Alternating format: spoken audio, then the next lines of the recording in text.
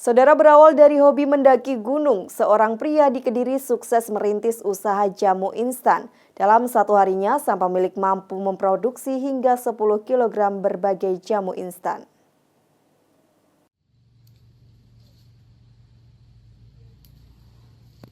Setiap harinya Yuwono memetik tanaman yang ada di halaman rumahnya di Kecamatan Pesantren, Kota Kediri. Meski terlihat biasa, namun tanaman ini mampu diproduksi menjadi jamu herbal yang memiliki khasiat tinggi. Pria berumur 57 tahun itu merintis usaha jamu berawal dari hobinya mendaki gunung. Saat di puncak gunung, pria itu mencari tanaman, berbagai obat, dan belajar mengolah sendiri secara otodidak. Namun siapa sangka, racikan jamu bapak dari dua anak itu mampu mengobati luka yang dikeluhkan tetangganya. Sehingga pada tahun 2000, dia merintis usaha jamu instan dan menyediakan bibit tanaman toga di rumahnya. Berkat ketekunan dan kerja kerasnya, kini racikan jamunya dipercaya hingga berbagai daerah Jawa Timur.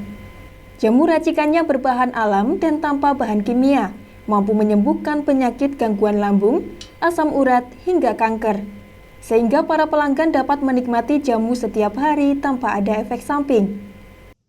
Saya memulai mengenal tanaman obat dan bisnis jamu tahun 1995 karena saya pecinta alam. Setiap masuk hutan, naik gunung itu kok ternyata kekayaan botani terkait tanaman obat dan rempah itu bisa luar biasa.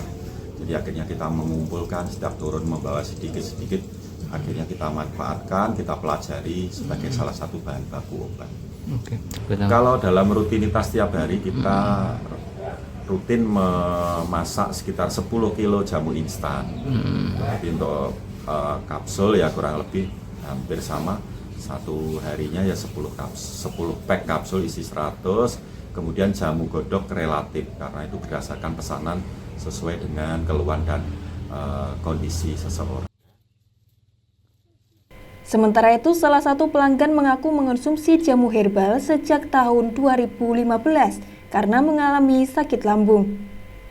Menurutnya, setelah mengonsumsi jamu racikan Wahyu Alam, mampu memulihkan penyakit tanpa ada efek samping.